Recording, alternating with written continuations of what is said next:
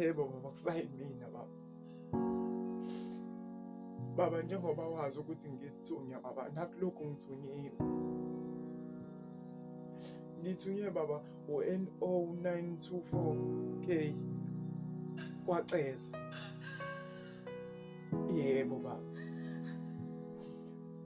Uthi baba ucela ngimtshenele usisi wakhe baba omncane, phela kwakuyena kuphela baba, ufike umtshene ukuthi uyamkhumbula baba. Yebo baba. Ngiyabonga kakhulu.